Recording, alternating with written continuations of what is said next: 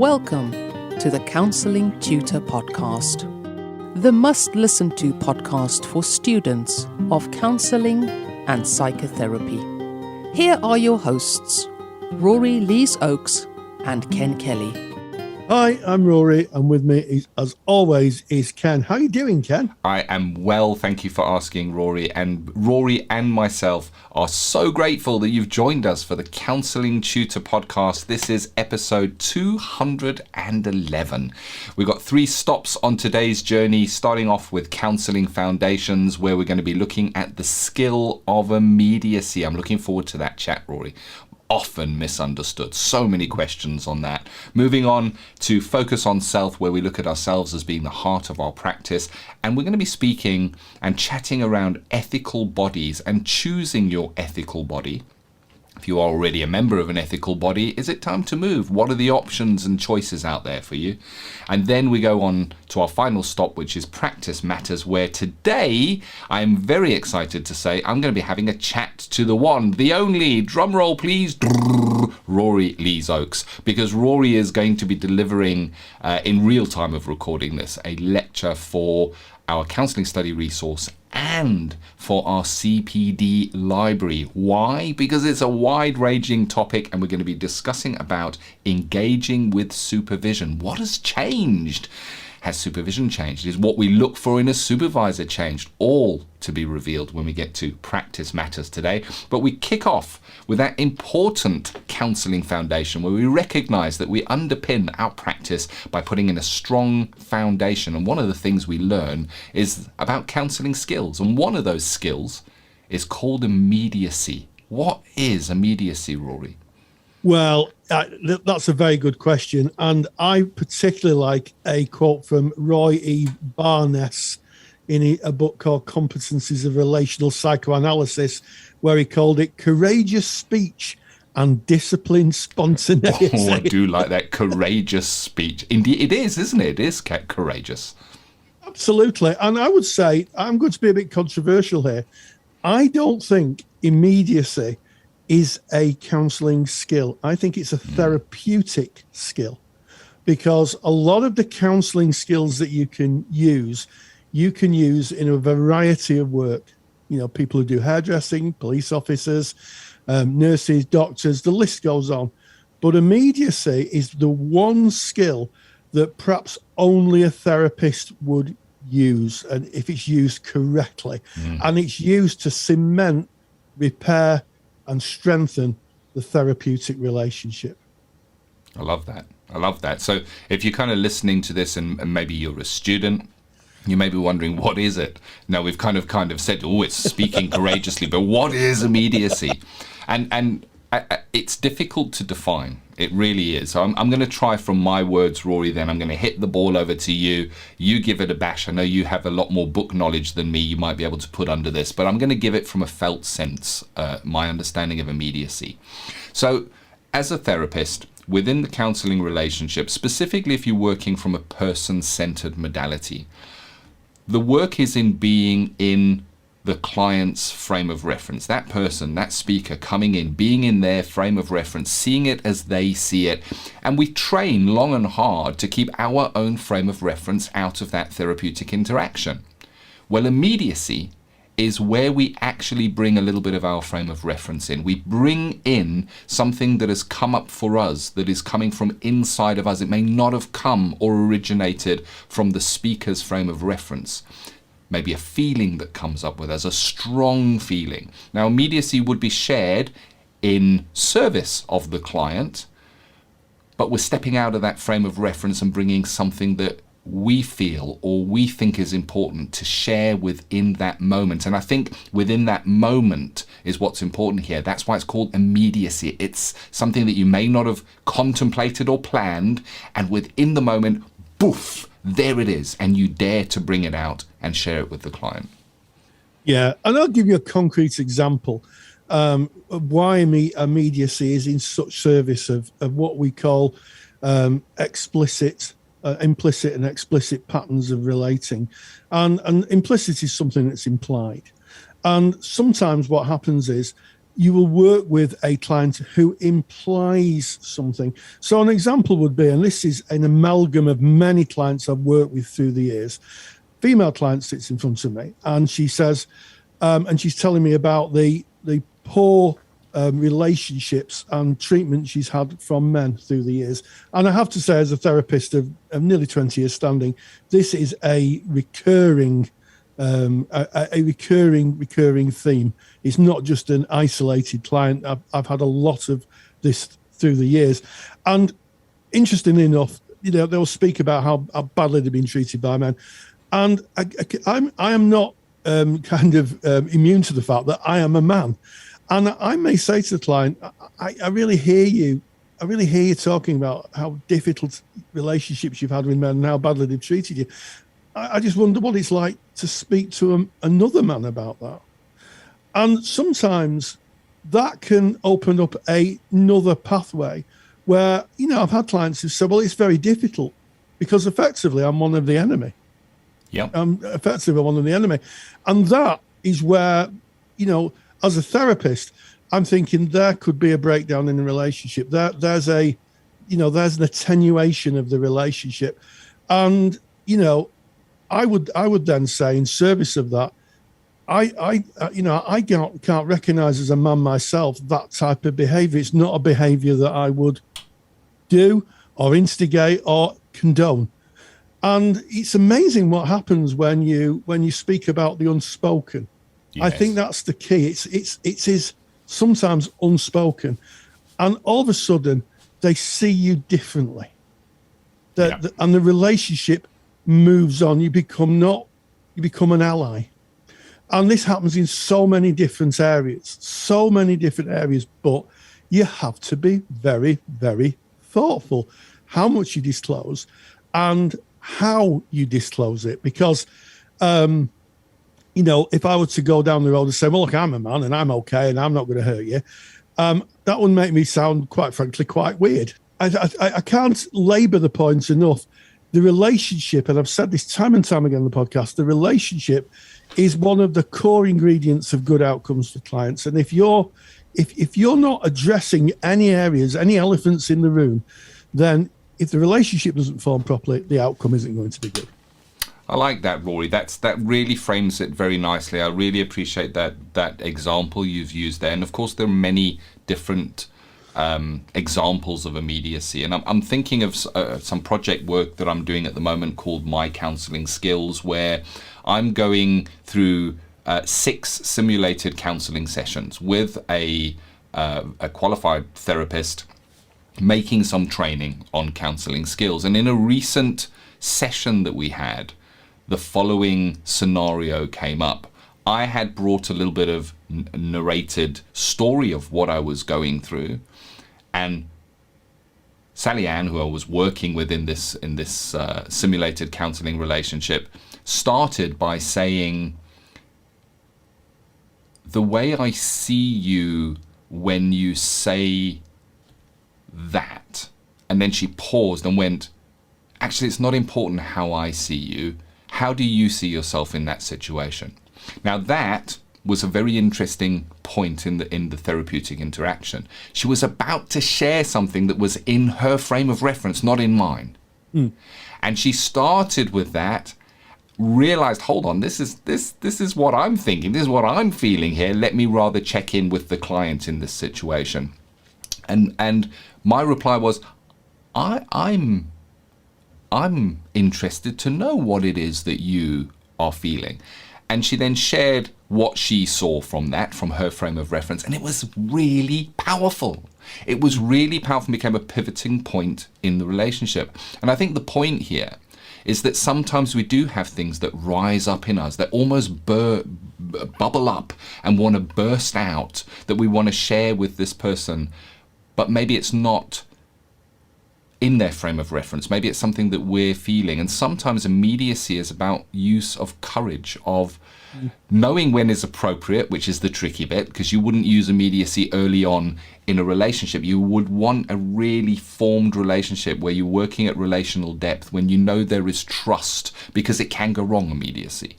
But within that trust, you can occasionally share what might come up from you, what you see. And an example of that, you might be working with a client and they're experiencing something and they're telling you something that's happened to them, and you might say, you know, when you're saying that to me, it's almost like I'm watching a little boy telling me that. You know, that's what's coming up for me. I wonder how that is for you.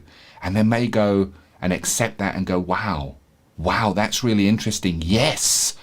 Oh, and off they go into more of the feelings. Or they may go, well, no, I don't see what you mean there, and then just carry on. And that is the risk of immediacy. But the little boy bit would have been a picture or a feeling that I had inside of myself. It takes an element of courage. It takes an element, I think, of maturity in your therapeutic relationship with the client, and in years of therapeutic practice. I think your attunement to immediacy might sharpen as you go on. But it is incredibly powerful when it lands. Incredibly powerful. It's like when it lands. When you get it wrong, it's like clink, and it's not a good sound. Not a good sound. And there may be a tiny fracture that you may need to step in and go, you know what, I totally got that wrong. How is it for you? And get back on track. And that you can do within a well-formed relationship. Yeah, absolutely, Ken. And it can be used in lots of different ways.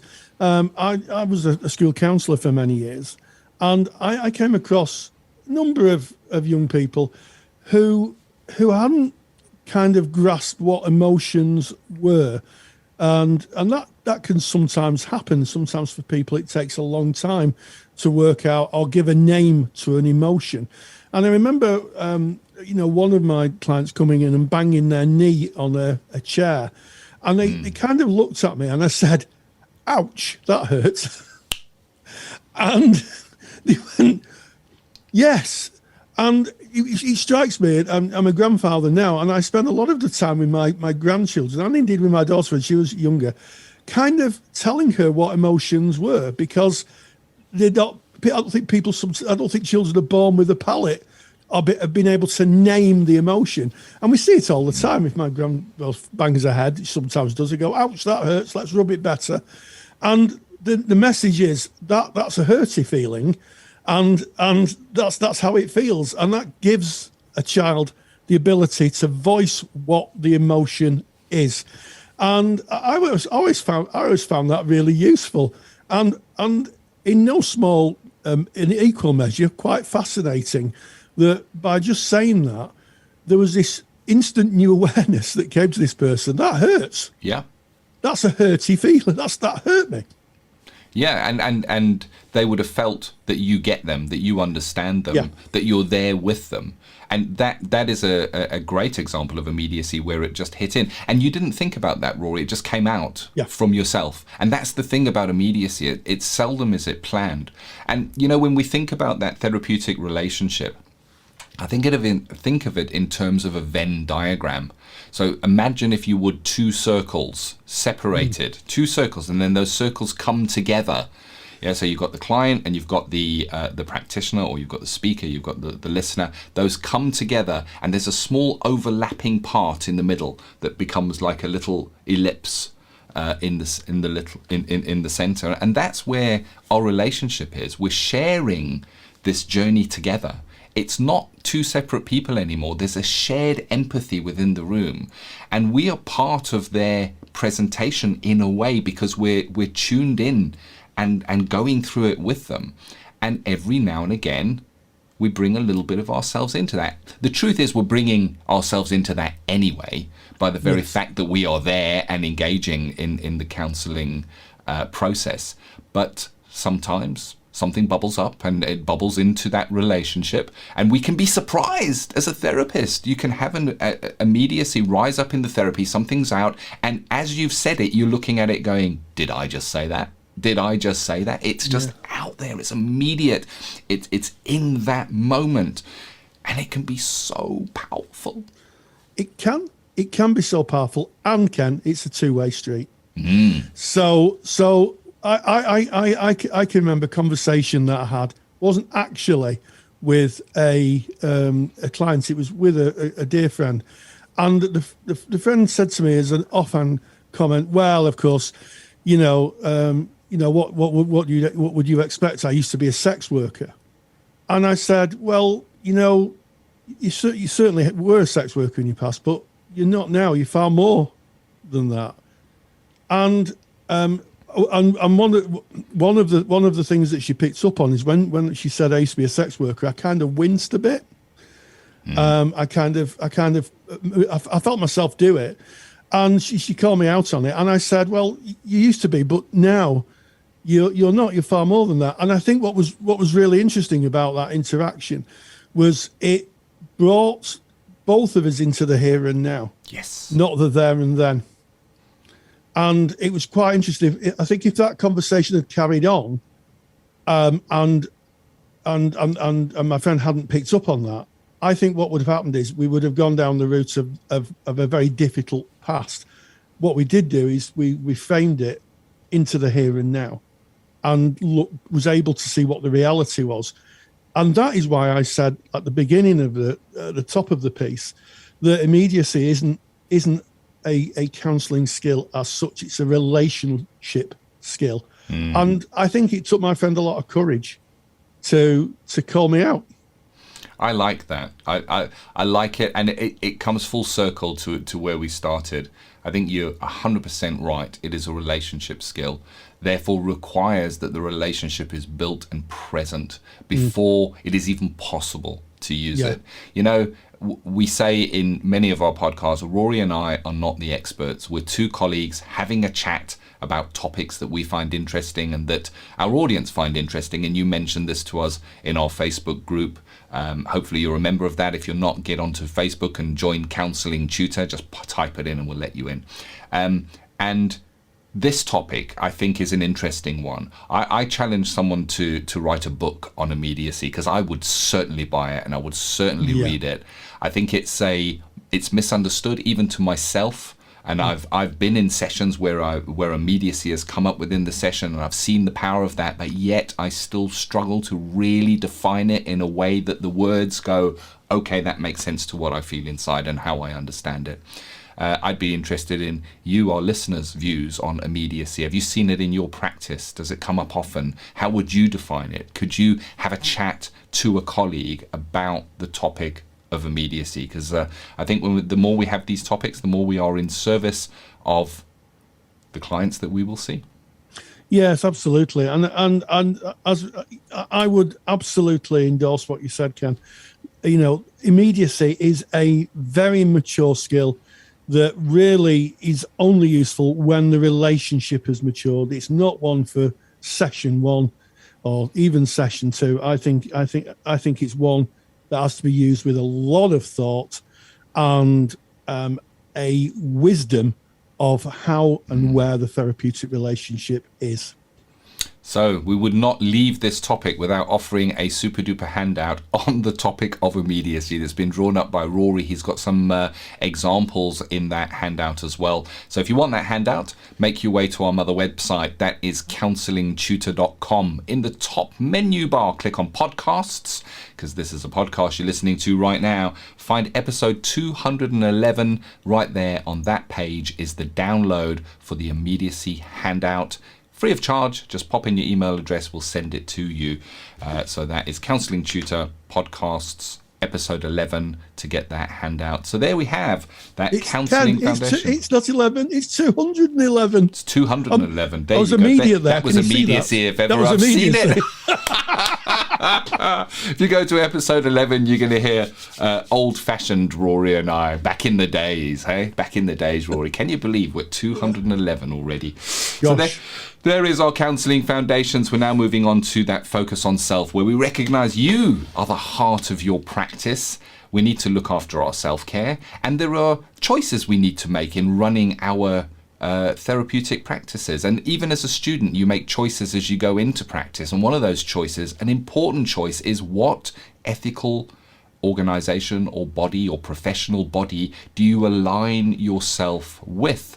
And I guess similarly, if you have been with a certain body for some years, do you review that, or is it just a direct debit or a payment that goes out of your account once a year that you no longer see? Or Is there a consideration around that? What's your thoughts, Rory? Well, I think that maybe sometimes ethical bodies are considered something we have to have. And I think that probably isn't the best prism to view them with. I've always thought of ethical bodies as a partner in your practice, and an organisation who you can look to not only for the values and ethics of your professional formation. And I use that term quite deliberately because as practitioners, we're constantly forming our practice and developing our practice. And there's new information and new research comes along. We would look to our ethical bodies, maybe to take a view on that, or to take a view on standards of training, or to take a view on what is ethical to work with. I'm very pleased to say that, all ethical bodies now have kind of labelled conversion therapy, this therapy where you try and convince somebody who is gay that they can be heterosexual, and that now has been outrightly banned as unethical by ethical bodies. So they partner with us and help us build our practice. And they all talk about autonomy. All the ethical bodies talk about autonomy. And I was really interested in a Facebook conversation in our Facebook group the other day where a tutor had said to their students, choose your own ethical body. As long as it's registered with the Professional Standards Association, which is an organisation that oversees professional standards here in the UK, join whatever one you want. And I thought, wow, that's a breath of fresh air, because we talk a lot about autonomy in counselling, yet, there is this idea that in training, you're told which ethical body to join. And I have to say, I'm guilty of that. I used to do the same thing.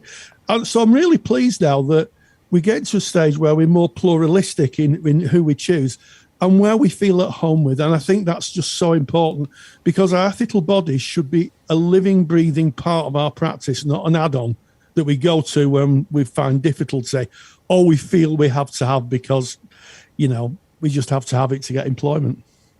I like that. And you're saying practice partner, and I couldn't agree more. It should be, if you have a challenge within your practice, maybe an ethical challenge, you would turn to your ethical body and you would request support or guidance on that, or they may have paperwork or past experience that they can share with you. And when choosing, the first thing to realize is that there is a choice. There are a number of different professional or ethical bodies out there for you to choose from. So we're speaking, of course, from a UK perspective, United Kingdom perspective. This is what it looks like, the lay of the land here in the United Kingdom. And I think what you start by doing is making sure that they are an ethical body or a professional body and not an organization. So what do I mean by that? So a professional body or an ethical body will have a link, as you quite rightly said, Rory, to professional standards. It means that they are held to account, that they work to a specific set of rules. They are audited. There is a complaints procedure that you can put in against the professional body or the ethical body. So there is a transparency there and a way of kind of running the ethical body, whereas an organization can be set up and that can be more of an interest group. So check that there is a link to professional standards, and that will most likely be a requirement from your insurer. Often an insurer will require that you are a member of a professional or ethical body. So check that link with professional standards, and then have a look on their website, speak to fellow practitioners, and what you're looking for in a practice partner, as you put it, Rory, is somebody who shares your values, the values to which you work, the values that you uphold in your practice. And there are different flavors of professional or ethical body. They kind of do the same job in that when we're talking about fizzy drinks, the big player in the market might be a cola in a red can. I'm not going to do any advertising here on this. And of course, other fizzy drinks are available, and that's the point. It's not just Coke that you would go and buy. You have a choice, and the same is true with professional ethical bodies. Have a look. What is to your tastes? What kind of stuff do they put out? How do they support their practitioner? What benefits do they offer? Because you're paying for this membership. And if you're just paying it to tick a box to say, well, I've got that done, I've got my ethical body sorted out there, moving on, what am I going to do next? Then you're missing out, because they do offer member benefits, and they will have different member benefits from different professional or ethical bodies. So take time to have a look around. And I also encourage, if you have been with a certain body for a certain amount of time, there's no harm in just having a look around at what else is available. It's like being in supervision, you maybe wouldn't stay with the same supervisor the whole of your counselling career. You might look around and change, as you develop, as your views and your values change. So there's a few of my thoughts on it, Rory.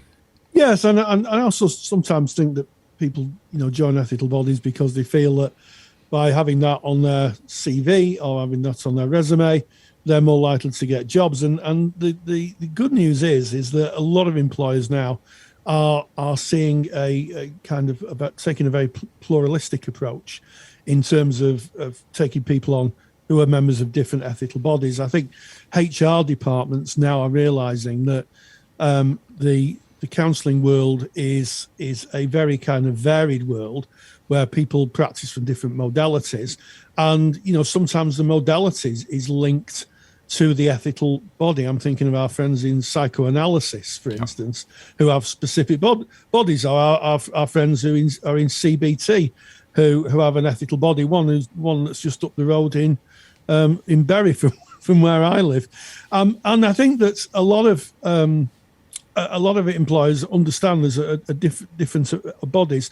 And what I would say, as a litmus test for your ethical body, when you come to renew your membership, do you do it with, that's going to be really useful because I really need that practice partner? Or do you kind of sigh and go, just another expense? And if it's the former, then you're probably getting really the full benefit of a partnering with an ethical body. And if it's the latter, maybe worth just having a bit of a think. Yeah. Maybe worth just having a think, yeah. Yeah, and of course at Counselling Tutor, we don't stand for or against any individual body. We're about speaking about choice and speaking about that autonomy, as you brought in Rory, and the fact that we have choice and we have consideration. And if you go back through our past podcasts, you'll notice we have a number of special episodes where we have specifically spoken to individual ethical bodies, where representatives of those bodies have kind of shared what their ethical body is around. But at the end of the day, it's your decision, because it's your practice, as is the room you work in. I mean, you'd consider the room you work in and whether that was a fit for you, and how you might decorate that, because it's part of your practice. And so is your ethical body. It's right there with you in the room every single time you go and practice, because you're working to their ethical framework. And if a complaint is levied, it is going to go to your ethical body. So your ethical body and your insurer are with you in the room while you're practicing. They really are part of what you do. Yeah, they are your practice partners. And as Ken said, we don't recommend any ethical body. We have good relationships with, the main ethical bodies in the UK. But just to highlight, there is a choice, and to kind of enthuse people in the hope that they'll see their ethical bodies as not something that they have to join like a chore, but a genuine partner in their practice to help them build it, mature their practice, and of course, be in the best service for their clients. Yeah. And Rory, you kind of started this speaking about a tutor in the Facebook group. sharing, about that autonomy. And maybe if you are a tutor and you are involved in the education of students who are becoming practitioners, and you are maybe just handing out the forms that you have in that file, maybe there is a consideration that they should have a look around and make their own choice. And if you're a student on a course, you've got that choice. The all of the ethical bodies have a student division as well. Have a look around and see what fits for you. It's like, I guess, joining a political party in a way. Well, in a way it is, because you do vote within your within your ethical body as well. When there's changes, you get to vote and you get to be part of that process. Good topic, Rory. Thank you for bringing it. Well, I think it's one of those elephants in the room that sometimes doesn't get discussed. And here at Counselling Tutor, we love to shine a torch into dark places. And I think we've illuminated it quite well today, Ken. Indeed. So now we move on to Practice Matters. Practice Matters is the part of the podcast where we focus down on something to do with practice, either a presentation that may walk into your practice or the day-to-day running of your practice. And a really important part of practice is supervision. We've just spoken about an ethical body, and undoubtedly if you are a member of an ethical body, there is going to be a requirement, an ethical requirement, that you take a certain number of hours per month of supervision, clinical supervision, going to another who is further down the road than you are, who will look over your practice, look how you are working to make sure that you are working safely, ethically, and in service of the client. And we, I guess, don't maybe cover supervision in great depth in counselling training, other than that it is there, that it is a managed activity, what the requirement of hours are. I wonder, Rory, because you did a lecture, or you're about to do a lecture as we're going out in real time on this, in the Counselling Study Resource and for the Counsellor CPD Library. And the lecture's topic is engaging with supervision. And I wonder, since you have qualified and been in practice as a therapist, as a online therapist, and as a clinical supervisor, do you think that supervision has changed? Oh gosh, the short answer to that, Ken, is yes. And what I would say is that when I qualified in 2004, and through the arc of that training, our tutors told us that counselling was a emerging profession. That was the term that was used, emerging profession. The idea that it was in formation, that it was very much in a childhood place. And 20 years on, we are not an emerging profession anymore. We are a profession that stands shoulder to shoulder with colleagues in psychiatry, in medicine, in social work, in our colleagues in law enforcement. We're seen as professional people, and one of the reasons that we can be seen as professional people and have professional stature and gain the respect of colleagues in different professions is because supervision has become a far more complex process and a far more informed process than when I started 20 years ago. And there's a number of reasons for that, Ken. One of the reasons is that we know so much more in such a, I cannot believe, I was sitting writing my lecture, and I just took some time to reflect just how much has changed in 20 years. I'll give you some examples. Neuroscience. We know more about neuroscience and trauma than we've ever known, hardly ever spoken about 20 years ago. Data protection. When I started, it was the 1998 Data Protection Act, and most people were sending paper to each other and letters. Nowadays, general data protection regulations inform huge amounts of our communication, where we communicate and how we communicate. I mentioned earlier in the podcast about what's ethical to work with and being very precise in ethics, such as, if someone comes to us can we work with them? When I started, it was a case of, counselling is just about talking to people and making them feel better. That was the kind of spirit of the age back then. Nowadays, we're held accountable. Are we actually making a difference? Are we actually that person who's coming to us, be them a pro bono client, someone who's maybe seen a student, or someone who's offering a charitable counselling provision, or a paid client, is the work we're doing actually going to make a difference to that client? And those are the things that now have come up, and it takes an enormous amount of skill now to be a supervisor, because you've got to hold all those things, and you've got to support the practitioner in what can be, to navigate some pretty tricky areas. So has it changed? Whoa, boy, has it changed in the last 20 years. So I'm gathering just a bit then. Yeah, just a bit, yeah. Those are massive. They're landmark changes. You're talking about changes in legislation, which in itself kind of changes. It's the laws have changed around supervision. So the topic of your lecture is engaging in supervision. And I know from our teaching days, Rory, those students going out into placement would often come into our professional discussion and go, what kind of stuff should I be taking into supervision? And I think the question around here is, do you believe that supervision and the use of supervision should be focused on more in that formal training? Yeah, it was in our trainings, Ken. Yeah. It was in our trainings, and I was very fortunate, very blessed, and my tutors, if they're listening, Ellie and Neil, I'm so grateful 20 years on that they taught us what supervision is. They didn't teach us a supervision course, but they taught us in great detail what supervision is and how to engage with it. So when we met with our supervisors didn't have to do a whole pile of work trying to get us to understand what supervision was and how to present in it. And it should be taught. I think it should be a specific module in basic training.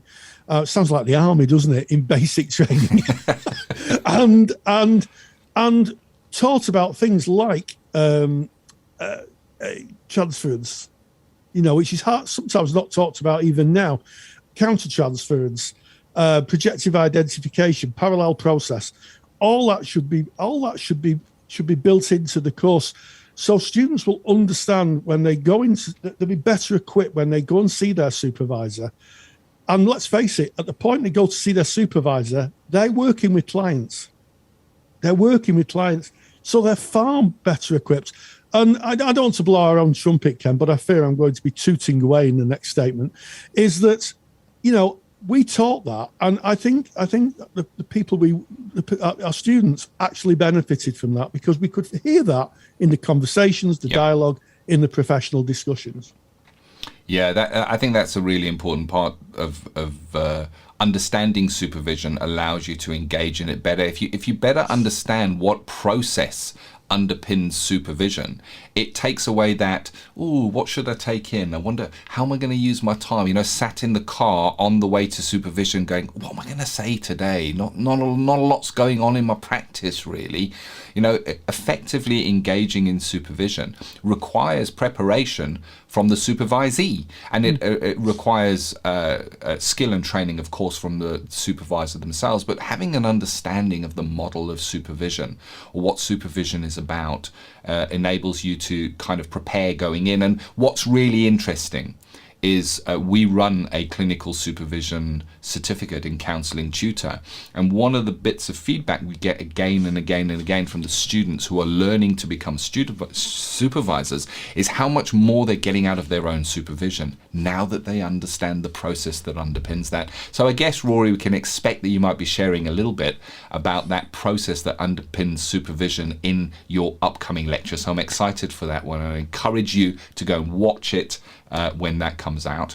And then I guess one of the questions is, what should one look for in a supervisor? So I'm speaking maybe a student that's going out into placement looking for a new supervisor, or if you're a qualified practitioner and you're looking around going, maybe I can get more from supervision. How do you go about finding a supervisor that's going to be the right fit for you, Rory?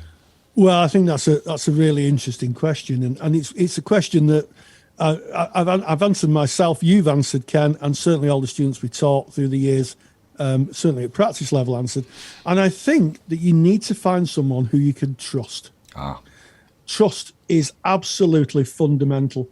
And I shared a little story with you. Many years ago, I gave a guest lecture, and to a number of students. And one student came up to me and we were chatting away, and she said, "Do you know, Rory, I don't take a lot of my clients to my supervisor." And my alarm bell started to ring like someone had set a fire alarm off in my head. And I said, "Why is that?" And she said, "Because I don't trust them to be able to hold them properly." And I said, "Change your supervisor immediately. Change your supervisor absolutely immediately. Do it now." I said, "Because you know, with great respect, you're not in service of your clients because you're hiding clients, and you know, you're not getting the benefit of developing your practice, your professional formation with those." And I said, if you don't want to immediately change your supervisor, maybe think about why you're not bringing clients and speak to your supervisor about it. So I think someone you can trust and someone you can communicate with is really, really important. And I also think nowadays we've never been in a position in UK counselling, I don't think, where there are so many specialised areas. You know, when I started, and I feel like, oh, in my day, when I started, it was like one homogenous blob of clients. Now we're seeing different client groups where research has told us that a different approach, different thinking, we need a different underpinning information in the formative area of counselling, that taught area where a supervisor will say to you, "Well, the research says this, have you ever thought of that? And how does that apply to your client and you in the relationship?" So if you're working, say, with children, you really need to work with a supervisor who is really highly skilled in that work. The same as if you're working with someone with trauma. You know, if you're doing a lot of trauma work, you need a supervisor who is really clued up on trauma. And more to the point, and the thing that connects all this together, in my view, is a supervisor who pays attention to the therapeutic relationship, which we talked about earlier. The ability to understand that counselling is relational, not procedural. So those are a few ideas, Ken. I like that. Yeah, I like that. And as I'm listening to that, I'm considering and I'm looking back on my own journey and how that kind of fits in, and really love that you've focused first and foremostly on the relationship element. And, you know, we often speak about what makes counselling effective, and we come down to it's the relationship, it's the client feeling that they are being heard and that it is a safe and secure environment. And the same is necessary for supervision.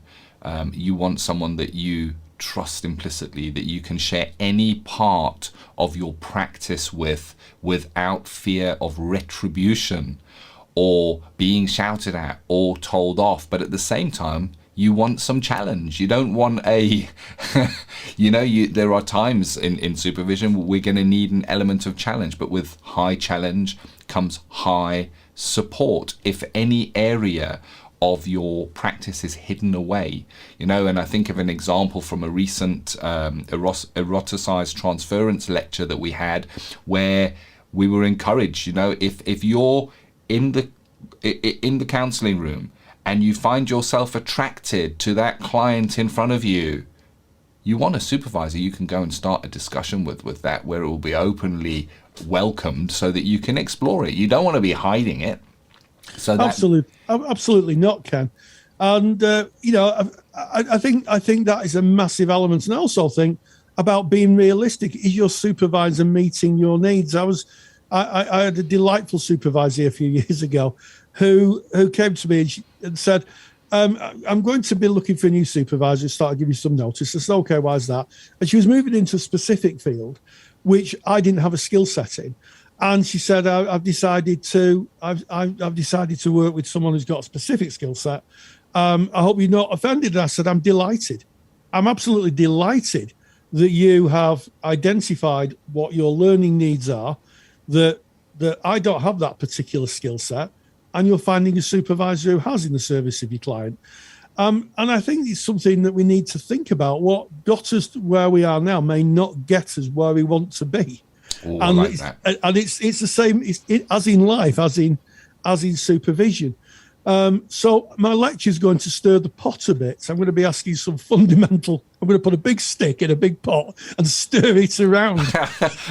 Well, that's the way to do it, Rory. You need to bring that stirring up, because it's what stirs action at the end of the day. Yeah. And I love what you've said there. What got you here won't necessarily get you there. Yes. And I think these are questions, whether we're just going into supervision for the first time or we've been in supervision for a decade or more. These are good questions. And I guess my final question that I wanted to check in, Rory, is we've recently been through a challenging time throughout the world. There has been the COVID virus. It has affected the way that practitioners are able to deliver therapy. There's been so much turning to online telephone work. And I'm wondering, do you see that as having an impact on supervision, how supervision has been delivered and will be delivered going forward? COVID and the ongoing pandemic at this particular time we're recording this broadcast has changed the supervisory and the counselling world forever. And what it's done, it's catapulted us 10 years into the future. And there's two significant things I think that's happened with COVID. The first and probably the most important is that people have moved away from face-to-face to online working. And on the face of it, it was just a case of, well, I'm sitting with a client in the room, I'll sit on a computer screen or a phone. But the research has shown there are two very different ways of practicing, which is why it's super important to get training on this, to have some form of training in online and telephone counselling. But where do you go for supervision? Where do you go? You go to your supervisor and you say, I've done this online telephone counselling. How much do you know about the online world? And the supervisor says, well, I don't. I'm never had to do it. And what we found is there's been a distinct lack of supervisors who've had the added skill set of supervising those who work online. So I'm going to talk about a difference here. The difference between supervising online, I'm talking to you now, Ken, and we're making a podcast, but I could be supervising you and you could be talking about your face-to-face clients. That's one thing. The other element is I'm talking to you and you're working online with your clients. You're working online. And that needs specific considerations as a supervisor, not least because the world has got a lot smaller since COVID. No one ever discussed working with clients in all parts of the world. That is something that's in lots of conversations now. So we've got, as I said earlier in the piece, there's so much more to think about as a supervisor. How do you work with a supervisor who says, oh, my client's in Germany, or my client's in Greece, or my client's in China? How do you work with that? What considerations, ethical considerations, do you need to understand to be able to supervise your supervisee in a way that is ethical, legal, and in the best service of the client? And that's a distinct set of skills. Our world's gone smaller, and we've become, there's a lot more moving parts than ever before. And I'm going to be talking about that in the lecture, in part of my Stirring the Pot lecture. Thank you, Rory. This is timely. So if you're listening to our podcast in real time and you want to watch Rory's lecture, it's going to be a free to attend lecture, and it's going to be held on the 2nd of January 2022. If you are a supervisor, you are welcome to attend. If you're a qualified practitioner, you are welcome to attend. If you are a student in training, you are welcome to attend. When I say that this is timely, Rory, only recently, just weeks ago, literally, one of the UK's largest ethical body updated their ethical framework for supervision.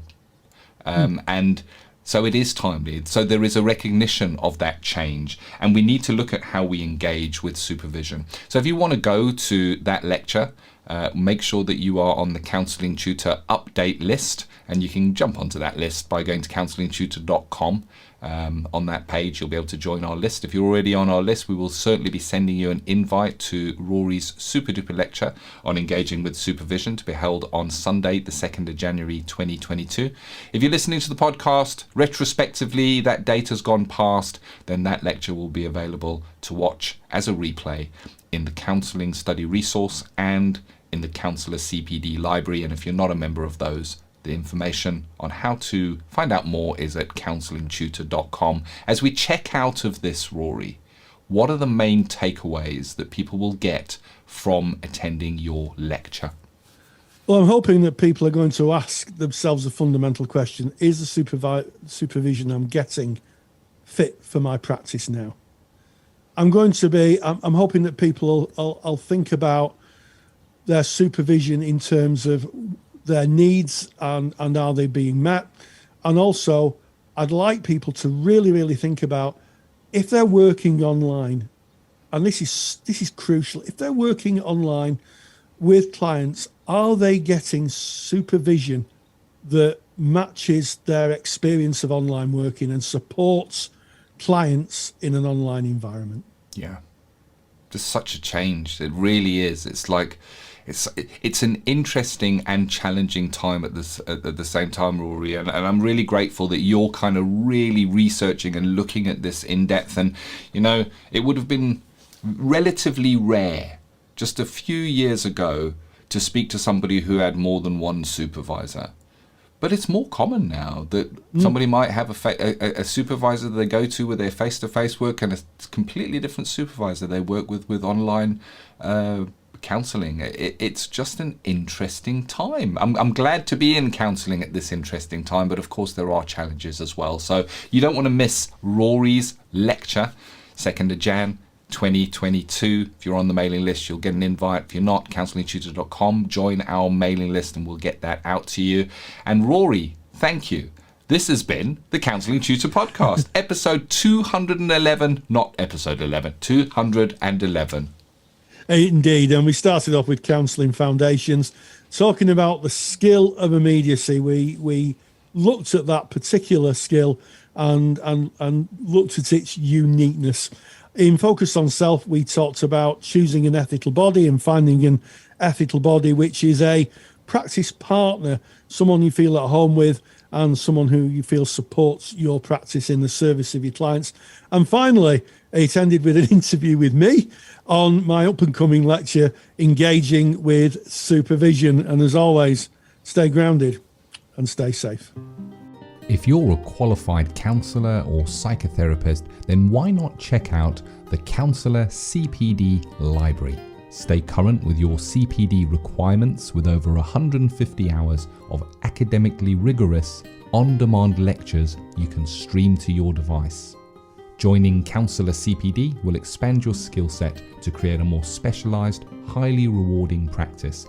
For more information on the Counselor CPD Library, visit counsellingtutor.com. Thank you for listening to the Counselling Tutor Podcast.